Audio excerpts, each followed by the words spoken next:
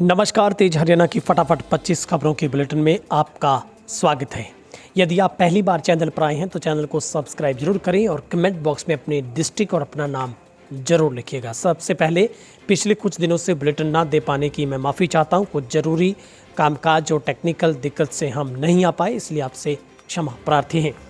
हरियाणा में 4 अक्टूबर तक बढ़ाया गया फिर लॉकडाउन। हरियाणा सरकार की ओर से एक बार फिर हरियाणा मिनी अलर्ट लॉकडाउन अब 4 अक्टूबर तक लिए बढ़ा दिया गया है।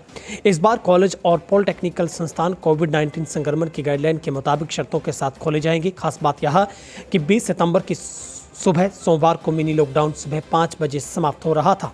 सरकार की ओर से जारी आदेशों में बताया गया है कि सरकारी और निजी कॉलेज कोविड की गाइडलाइन का पालन करते हुए खोले जा सकेंगे। इसके साथ ही सरकार ने पॉलिटेक्निकल कॉलेजों को भी खोलने की अनुमति प्रदान की है। कुमारी सैलजा का आरोप, गठबंधन सरकार की गलत नीतियों से प्रदेश में घटी प्रति व्यक्ति आय। हरियाणा कांग्रेस अध्यक्ष कुमारी सैलजा ने कहा है कि बीजेपी जेजेपी गठबंधन सरकार की गलत नीतियों के कारण हरियाणा में प्रति व्यक्ति आय घटी है। प्रति व्यक्ति आय घटने का खुलासा आरबीआई की भारतीय अर्थव्यवस्था पर जारी रिपोर्ट में हुआ है। उन्होंने कहा कि बेरोजगार बढ़ने के मामले में बार बार झूठ बोलने वाली प्रदेश सरकार अब आरबीआई की रिपोर्ट को गलत साबित करने के लिए किसी झूठ का सहारा लेगी। 15 राज्यों की जीडीपी वित्त वर्ष 2019-20 के मुकाबले 2020-21 में कम हो गई है। कुरुक्षेत्र यमुनानगर मार्ग पर गांव जुब्बल के नज़दीक ट्राली की टक्कर लगने से लकड़ी से भरी ट्रैक्टर ट्रॉली में सवार 2 लोगों की लकड़ियों के नीचे दबने से मौत हो गई। एक घायल हो गया। इस दौरान हादसे की चपेट में आए कार भी आ गई, मगर गनीमत यह रही कि कार सवार सभी लोग बच गए हैं। पुलिस ने आरोपित ट्राला चालक के खिलाफ मामला दर्ज कर दोनों शवों को पोस्टमार्टम के बाद परिजनों को सौंप दिया। हरियाणा के खिलाड़ियों द्वारा टोक्यो ओलंपिक 2020 में सर्वश्रेष्ठ प्रदर्शन करने पर खिलाड़ियों को बधाई व शुभकामनाएं देते हुए भारत के उपराष्ट्रपति एम वेंकैया नायडू ने मुख्यमंत्री खट्टर के नेतृत्व में राज्य सरकार की सराहना करते हुए कहा कि राज्य सरकार खिलाड़ियों की सुविधा के लिए कई कदम उठा रही है। हरियाणा के खिलाड़ियों ने अभूतपूर्व प्रदर्शन किया और पदक तालिका में हरियाणा का योगदान अविश्वसनीय रहा है। हरियाणा के खिलाड़ियों ने दिखाया है कि वे बहादुर वीरों की धरती पर जन्म लिया है। एम वेंकैया नायडू ने देश के युवाओं से आह्वान किया कि वे शारीरिक तंदुरुस्ती पर अवश्य ध्यान दें और अपने जीवन में कोई एक खेल को जरूर अपनाएं। तो शाम रोड स्थित बॉडी वर्कशॉप चला रही एक मिस्त्री से एक महिला ने रेप का मामला दर्ज करवाने की धमकी देकर 5 लाख रुपए की डिमांड की है। इससे पहले महिला मिस्त्री से कई बार रुपए ऐंठती रही है। बार बार रुपए मांगने से परेशान होकर पीड़ित ने पुलिस को शिकायत दी। शिकायत मिलने पर पुलिस ने रोहतक जिला के गांव बहु जमालपुर व आल hall HRC body workshop Tosham road Hansi की शिकायत पर महिला के खिलाफ मामला दर्ज किया है। सोनीपत से अगली खबर है, जहां पर एक दिन पहले ही सरकारी अधिकारियों की हाई लेवल कमेटी की बैठक में जाने से इनकार कर चुके किसान रविवार को अपने फैसले पर अडिग रहे। DCRUST मरुथल में आयोजित इस बैठक में कोई भी किसान संगठन से कोई व्यक्ति नहीं पहुंचा। वहीं किसानों के धरने से प्रभावित सभी औद्योगिक क्षेत्रों के प्रतिनिधि के तौर पर औद्योगिक पदाधिकारियों ने बैठक में पहुंचकर अधिकारियों के सामने अपनी परेशानी रखी। कमेटी के प्रमुख राजीव अरोड़ा ने साफ किया कि सुप्रीम कोर्ट की गाइडलाइन के मुताबिक ही बैठक रखी गई थी। जरूरत पड़ी तो कमेटी सिंघू बॉर्डर पर पहुंचकर किसानों से बातचीत करेगी। कैथल पुंडरी पुलिस द्वारा जुआ खेलने के मामले में मौका से पकड़े गए कुछ आरोपियों को छोड़ने के मामले में संज्ञान लेते हुए एसपी लोकेंद्र सिंह ने पुलिस चौकी पुंडरी इंचार्ज एसआई प्रदीप कुमार और हेड कांस्टेबल को लाइन हाजिर किया है। पुंडरी चौकी पुलिस ने 15 सितंबर को 4 जुआरियों को गिरफ्तार किया था। हिमाचल प्रदेश के मंडी जिले में दर्दनाक हादसा हो गया है। जानकारी के अनुसार चंडीगढ़ मनाली नेशनल राष्ट्रीय राजमार्ग पर मंडी शहर से कुछ दूरी पर 4 मील नामक जगह पर एक कार व्यास नदी में गिरी हुई नजर आई। रविवार को सुबह से इस हादसे की सूचना पुलिस को दी गई है। सूचना के बाद पुलिस टीम घटनास्थल पर पहुंची। उक्त कार की तलाशी ली गई, उसमें सिर्फ कुछ पेपर्स मिले हैं। वहीं उक्त कार में कोई शख्स पुलिस को नहीं मिला है। उक्त कार हरियाणा के रहने वाले शख्स की बताई जा रही है। हरियाणा के सोनीपत में बहालगढ़ रोड पर एक हॉस्पिटल के सामने अज्ञात वाहन की टक्कर से दिल्ली पुलिस के जवान की मौत हो गई। जवान सोनीपत के गांव आहलुआना का रहने वाला था। वह शनिवार रात को स्कूटी पर सवार होकर ड्यूटी से वापस लौट रहा था। पंजाब हरियाणा हाईकोर्ट में भर्ती के लिए लिखित परीक्षा में वैक्सीनेशन न होने के बहाने हजारों परीक्षार्थियों को परीक्षा से वंचित किया गया है। 30% पात्रों को ही एंट्री मिली है। ऐसे में परीक्षार्थियों ने हाईकोर्ट के रजिस्ट्रार विजिलेंस व रजिस्ट्रार जनरल को वकील के माध्यम से नोटिस भेजा है। पात्रों ने कहा है कि उनके पास शुक्रवार शाम को फ़ोन पर एक मैसेज आया जिसमें उन्हें कोरोना की दोनों डोज का सर्टिफिकेट लगा होने का प्रमाण पत्र मांगा या फिर 24 घंटे के भीतर कोरोना की नेगेटिव रिपोर्ट हो। ऐसे में पात्रों के पास एक ही डोज का प्रमाण पत्र था और उन्हें एंट्री नहीं मिली, जबकि पहले जारी की गई एडवाइजरी में केवल एक ही डोज लगे होने का सर्टिफिकेट मांगा गया था। दिल्ली से सटे बहादुरगढ़ में एक पिता द्वारा अपनी बेटी को हवस का शिकार बनाने का मामला सामने आया है। पीड़ित बेटी ने अपने पिता की शिकायत बहादुरगढ़ सिटी थाने में दर्ज करवाई है। फिलहाल पुलिस ने पीड़िता के बयानों के आधार पर मामला दर्ज कर जांच शुरू कर दी है। वहीं पीड़िता को मेडिकल परीक्षण के लिए बहादुरगढ़ के सामान्य हॉस्पिटल में भेजा गया। मामला बहादुरगढ़ शहर का है, जहाँ एक कॉलोनी में रहने वाली कलयुगी पिता ने अपनी बेटी को हवस का शिकार बनाया।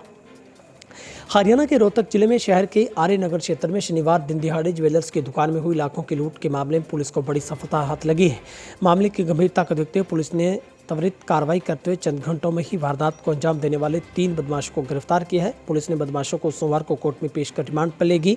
रिमांड के दौरान आरोपियों से भी वारदातें खुलासा होने की उम्मीद पुलिस की ओर से जताई गई है। वहीं रिमांड अवधि के दौरान पुलिस आरोपियों से वारदात में प्रयुक्त पिस्टल, स्कूटी और लूटे गए आभूषण भी बरामद करने की कोशिश करेगी।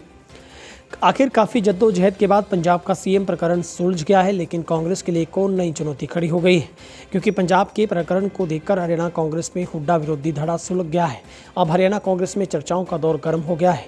अब पूर्व मुख्यमंत्री भूपेंद्र सिंह हुड्डा की कार्यशैली के विरोधी रहे नेताओं में चर्चा है कि भूपेंद्र सिंह हुड्डा की आदतें कैप्टन अमरिंदर सिंह से मेल खाती हैं। कांग्रेस हाईकमान ने अब नीति व नियम बदलने का प्रमाण पंजाब में दे दिया।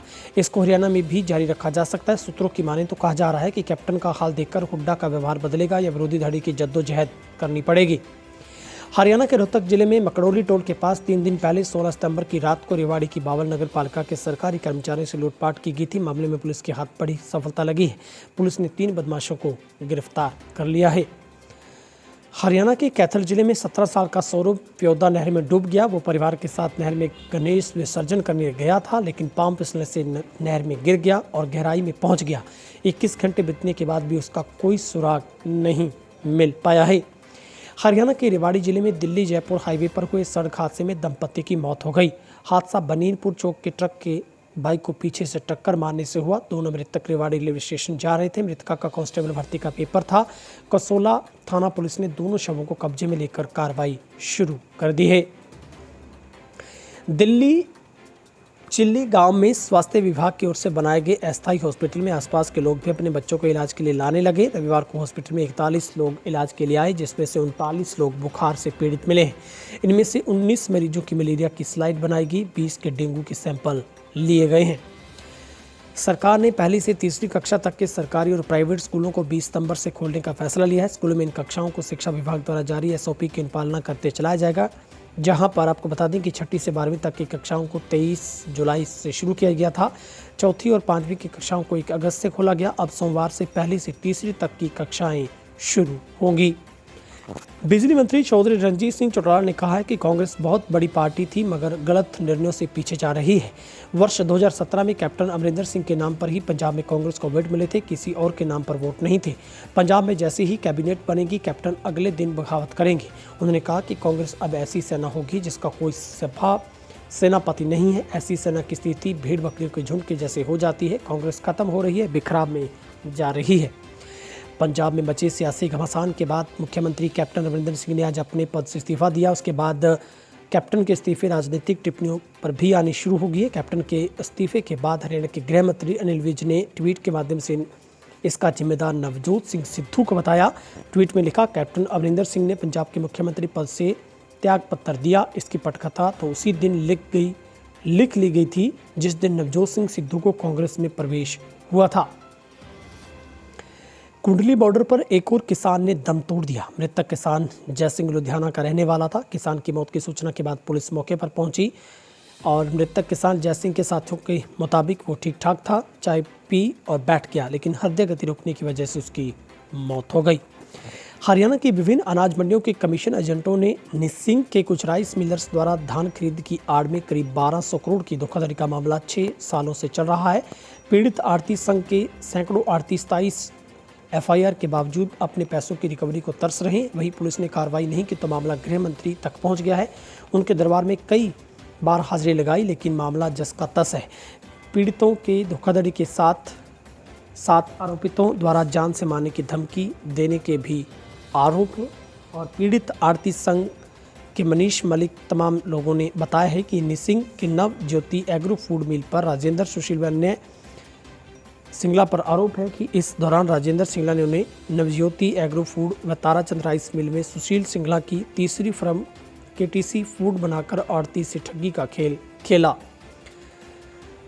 पानीपत में लूट के बाद दिल्ली निवासी अनिल पुत्र नारायण सिंह निवासी लक्ष्मी नगर दिल्ली की चाकू से गोदकर हत्या कर दी गई है। मृतक अनिल शुक्रवार को रात को दिल्ली से पानीपत पहुंचने के लिए संदिग्ध हालत में लापता हो गया था, जबकि भांजी निशा पुत्री विनोद कुमार सिंह निवासी कृष्ण नगर जो कि टाउन में अनिल की गुमशुदा की रिपोर्ट दर्ज करा उसकी तलाश शुरू कर रखी थी।